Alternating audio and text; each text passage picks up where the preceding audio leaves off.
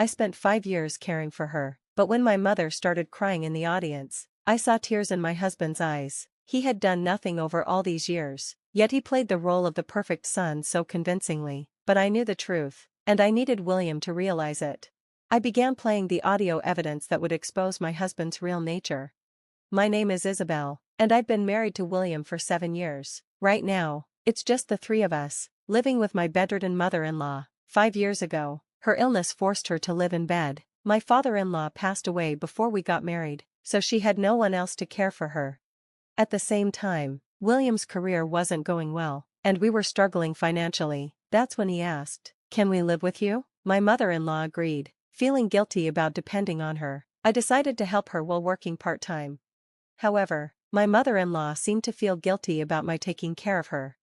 "Isabel, don't worry about me," she'd often say, smiling through her concern. I always reassured her with determination. "What do you mean? I owe you so much, and I know it's tough with both work and taking care of me. I don't want to burden you," she would say. "It's no burden at all, mother-in-law. I want to be here for you. That's why I'm doing this willingly," I'd reply. "But you deserve to have your own happiness," she would murmur. "Being able to talk to you every day is my happiness. Please don't worry about me," I'd say, reassuring her. Her eyes would fill with tears as she whispered a soft thank you. Despite all the care I gave, she always expressed such gratitude. She'd been nothing but kind to me since we married, and caring for her was my mission, not a burden. But while I cherished taking care of her, there was one thing I wasn't happy about: my husband, William. He was the type who believed housework was solely a woman's responsibility. He wasn't too bad when we first married, but since moving in with his parents, he became increasingly selfish. He barely contributed to the household, yet his ego was enormous. For example, when he came home, he would yell at me if I didn't greet him at the door. "Hey, Isabel, I'm home. Why haven't you greeted me? Hurry up and get my things." "Welcome home," I would say reluctantly, expressing my frustration. "Listen, William, I've told you before, I'm not your servant. You should manage what you can yourself." "What? What are you talking about? Who do you think is bringing in the money for this family?" he'd sneer. "Yes, it's true you're providing for us, but I'm doing my part too," I'd reply. "Doing your part? You just clean the house and talk with my mom," he'd sneer. "I also work part-time, remember? But you speak to me like this," I'd protest. "Shut up, your paycheck is tiny, you can't survive without me, so don't talk back," he'd shout. "And you? You don't even pay your fair share of the household costs. The only reason we're even living here is because of your mother," I'd defend myself. In the beginning, I'd argue back, but soon, William would threaten divorce whenever we fought. "Watch yourself, Isabel, if you keep this up, we're getting a divorce, got it?" he'd warn.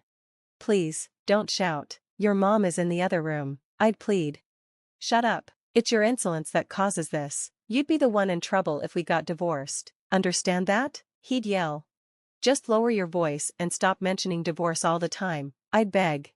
"Yeah, right. You'd have nowhere to go if we got divorced. No company would hire a screw-up like you full-time, Isabel," he'd throw at me.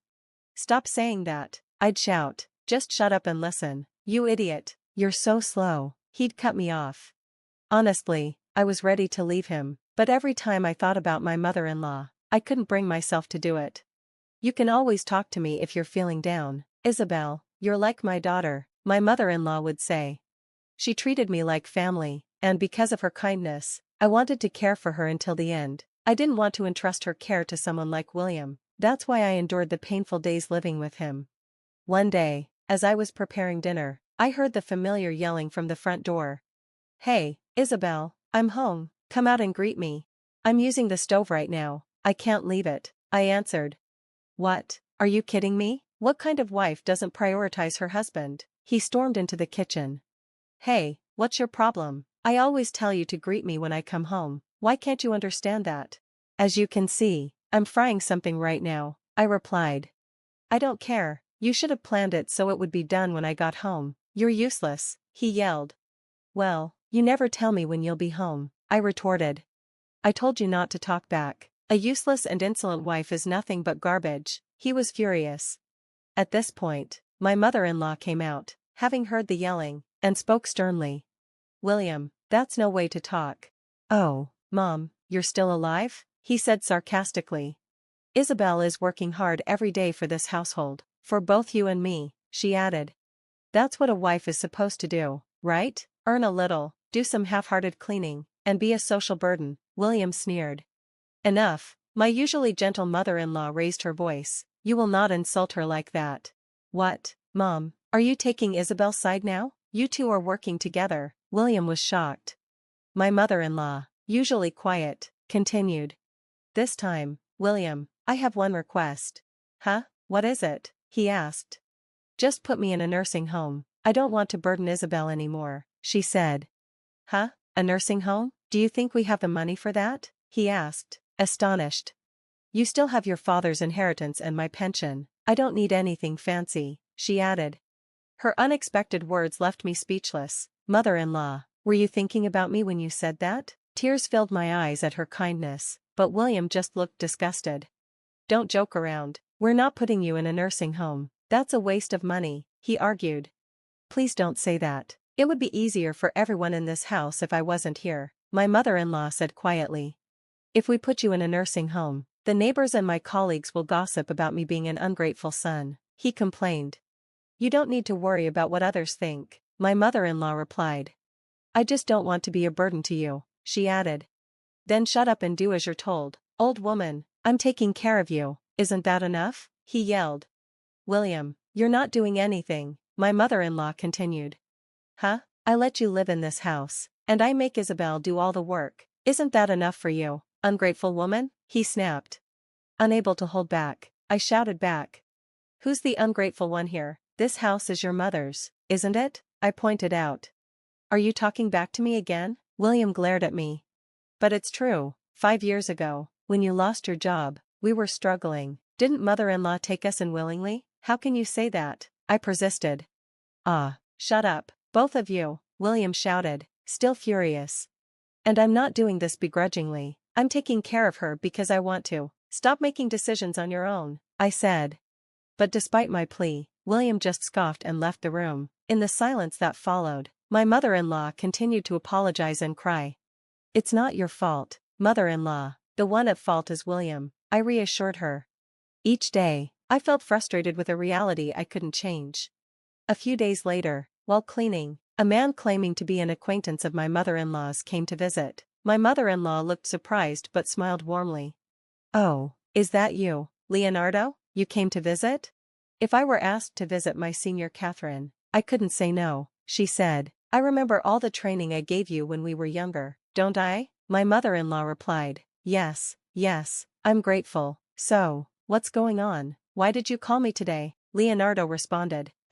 Yes, actually, then, turning to me, my mother-in-law said, could you step outside for a moment? Since I figured they probably had a lot to discuss, I gladly agreed. Sure, I said, and left to buy some treats. Leonardo had been a junior when my mother-in-law worked, and it was a rare sight to see her so happy. When I returned, Leonardo was about to leave. Oh, excuse me, I was just about to make some tea, I said. No need, he replied. We finished our conversation, but thank you for always taking care of Catherine. She's been like a benefactor to me, so it's comforting to know she has a daughter like you. He bowed to me before leaving. After that, Leonardo came to visit often, and their conversations were always lively. A few months later, my mother-in-law's health declined, and she had to be rushed to the hospital. I immediately called my husband, but his response was less than supportive. My mom's in danger? Huh, as if I care. You're there, you can handle it, he said dismissively. But the doctor said her condition could go either way. Please, I really need you, I begged. No way, besides, I'm going on a business trip today, he replied, indifferent. What, at a time like this? Please, try to cancel, I pleaded. Are you out of your mind? I can't cancel, deal with it yourself, and don't bother me unless I reach out first, he snapped before hanging up. I was stunned and sank down in front of my mother-in-law's hospital room. He's leaving for a trip while his mom is like this. How cruel, how do I even tell her? I muttered. Just then, Leonardo appeared. Oh, Isabel, what's wrong? He asked, concerned. Leonardo, I exclaimed when I saw him. Something's happened, right? Let's head to your mother-in-law's room for now, he suggested. Okay, I nodded.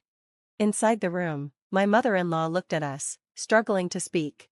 Leonardo, you're here. Does that mean you've done what I asked? She asked weakly. Yeah, but are you sure about this? He replied, concerned.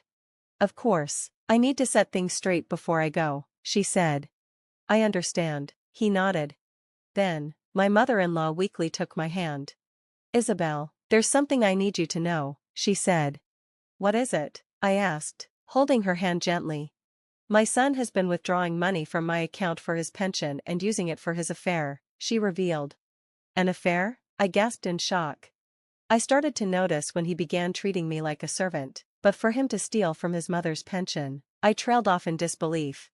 I asked Leonardo to investigate it, she explained. Ah, that's why she called him here, I realized. Leonardo, please record what I'm about to say. This is my final will, my mother-in-law instructed.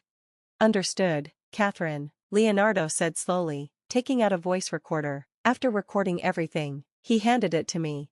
How you use this is up to you, Isabel, my mother-in-law said. Yes, I will make sure you get the justice you deserve, I said, gripping her frail hand tightly. The next day, my mother-in-law passed away, leaving her final vengeance in my hands. At the funeral, 2 days later, there was a large crowd as she had been well liked. However, my husband made an inappropriate comment. Wow, I didn't expect so many people to come. This is a great opportunity to show off my skills as chief mourner. What are you talking about? You weren't even there when she died, I snapped. Ignoring my rebuke, he continued, I'll make everyone cry with my eulogy. My bosses are here, so if they're moved, it might boost my promotion chances. Just kidding. How can you act this way after your mother just passed away? I demanded. Think about it, now that she's gone, I'll get Dad's inheritance, right? Man, I'm lucky, he said, completely oblivious to my anger. He went on to deliver the eulogy, talking about how he had devoted himself to caring for his mother for 5 years. With tears in his eyes, he said, I cared for my mother for 5 years, but she's gone now, and I have no regrets. I'm proud to have supported her until the end. The audience's sobs could be heard, but it was clear my husband was enjoying the attention. He spoke on dramatically, as if he had always been the perfect son. The crowd, unaware, listened with tears in their eyes. Thank you all for today, he concluded. I stood up as the room began to stir, walked to the front, and pulled out a voice recorder. What are you doing? He demanded. Ignoring him, I raised my voice. Ladies and gentlemen, please listen to this recording. As I pressed play, my mother-in-law's voice filled the room. Thank you all for attending. There's something important I want you to hear, which is why I left this message, she began. The room fell silent as my mother-in-law's voice continued. You've just heard my son's eulogy, claiming he's been a dutiful son. I'm sure he spoke as if he cared, but the truth is, my son never cared for me. He only yelled at me and Isabel. We even have audio proof of him verbally abusing both of us. My husband's face turned crimson, and he shouted, What is this? Stop it. But I ignored him and kept playing the recording.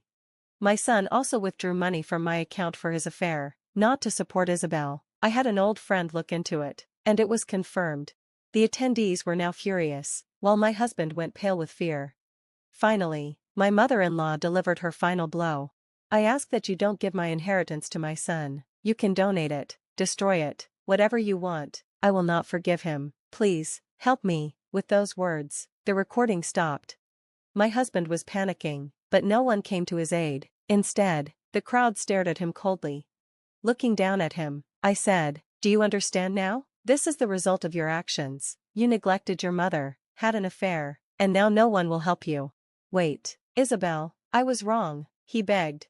So, you're not going to beg for help, are you? Let me tell you, I'll never forgive you. After tormenting your mother and mocking others, there's no one left who'll help you. You'll get what you deserve, I said coldly.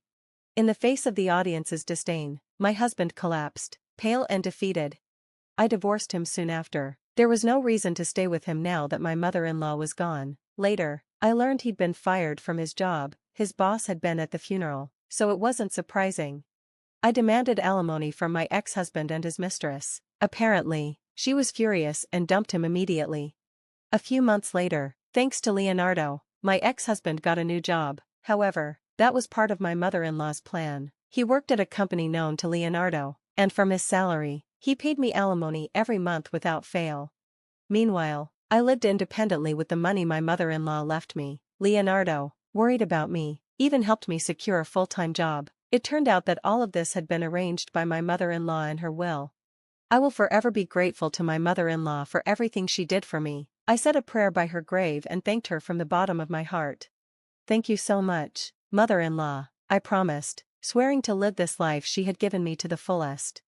Thanks for watching, see you again next time, stay amazed.